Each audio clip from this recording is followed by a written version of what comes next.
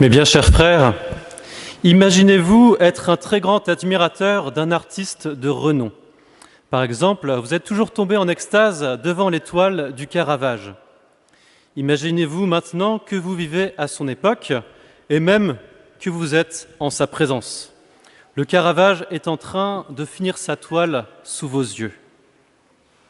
Elle est, comme toutes ces toiles, incroyablement magnifique, d'une profondeur exaltante, d'un réalisme bouleversant. Et là, le Caravage se tourne vers vous. Il vous tend son pinceau et vous dit « Tiens, tu vas participer à mon œuvre. C'est toi qui vas mettre le dernier trait à cette toile. » Étant un très grand admirateur de ce peintre, non seulement vous seriez touché d'un tel honneur, mais vous seriez au comble de votre joie à l'idée d'avoir collaboré à un tel chef-d'œuvre. Vous auriez participé à la création d'une œuvre magnifique. Mes bien chers frères, dans l'évangile de ce dimanche, nous assistons justement à une scène non pas de création, mais de recréation par Jésus.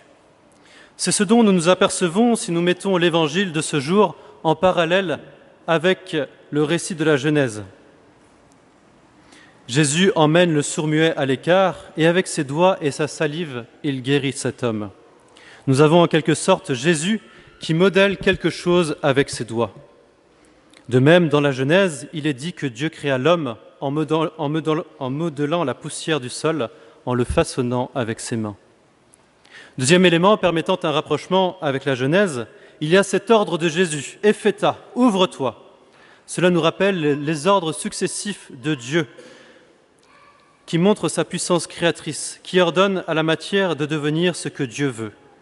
Que la lumière soit, et la lumière fut. Il y a aussi le cri de Jésus, ou plutôt son soupir. Jésus souffle. Et ce n'est pas un simple souffle, c'est le souffle de Dieu qui donne vie à toute chose.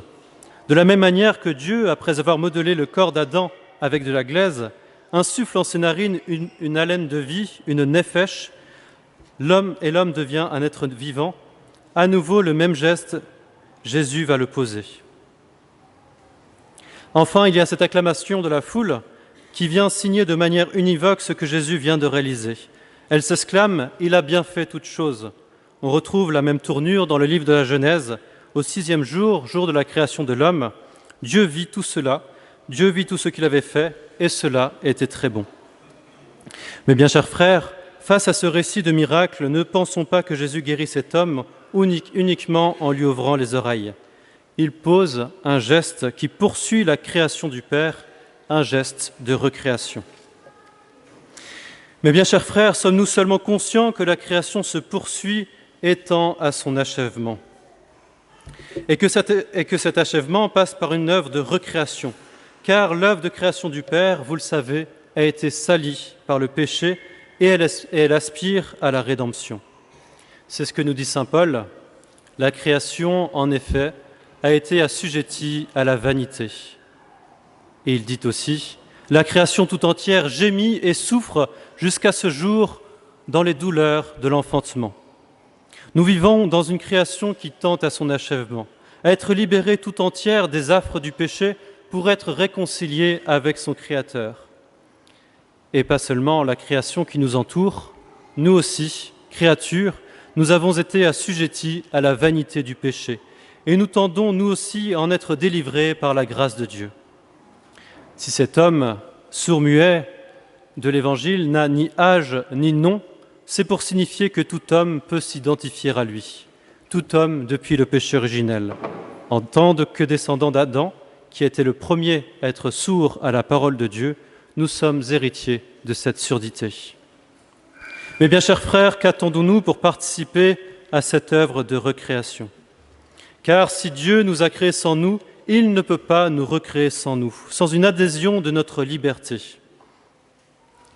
En effet, mes bien chers frères, l'epheta de Jésus n'est pas un mot magique, car même réduit par le péché, l'homme garde aux yeux de Dieu toute sa dignité et toute sa liberté.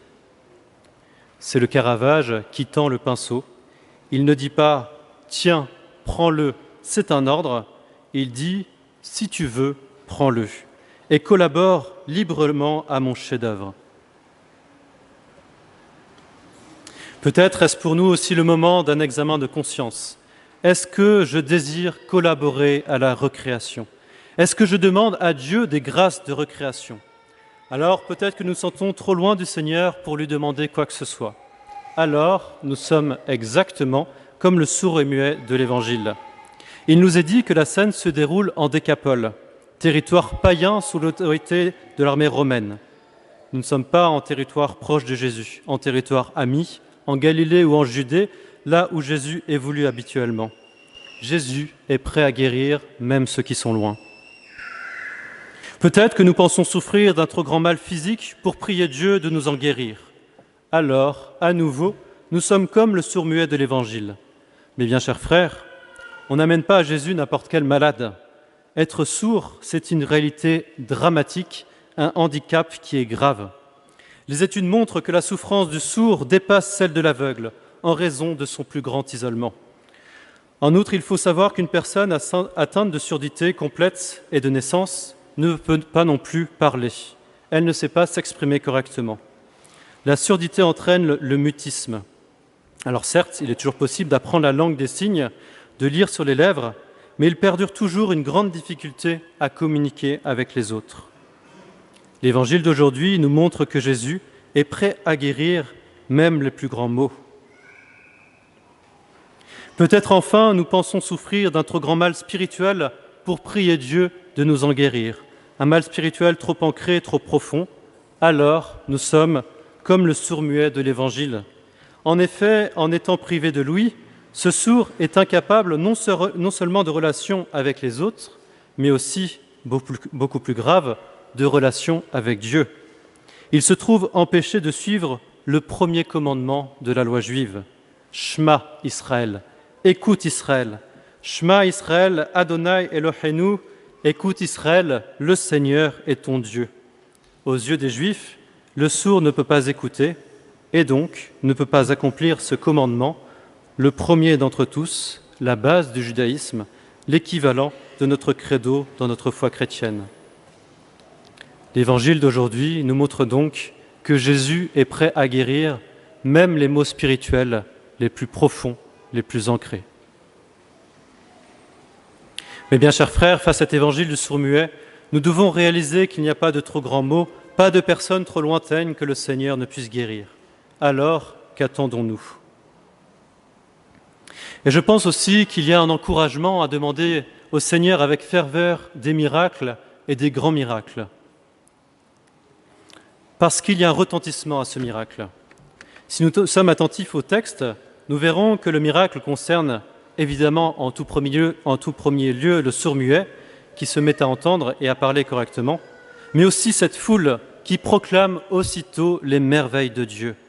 Le miracle fait parler de lui, car le bien se diffuse. Il y a comme un mode de création, de recréation pour toute la foule. La moindre miséricorde que nous demandons pour nous-mêmes profite d'abord à nous-mêmes, mais aussi à ceux qui nous entourent, au reste de la création. Puisque nous sommes des êtres de communion, il y a un retentissement autour de moi de tout bien, de toute grâce dont je bénéficie. C'est l'accomplissement de la prophétie d'Isaïe, le boiteux bondira comme un cerf, la bouche du muet criera de joie, l'eau jaillira dans le désert. Lorsque l'eau jaillit, c'est pour tout le désert. Ce n'est pas que pour moi, tout le désert en bénéficie. C'est un peu comme le chef-d'œuvre du Caravage auquel vous auriez collaboré.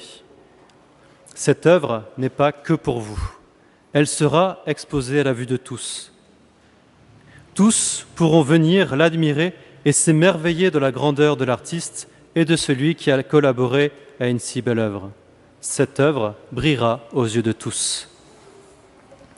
Mais bien, chers frères, ce dimanche de sourd-muet est le dimanche de la recréation.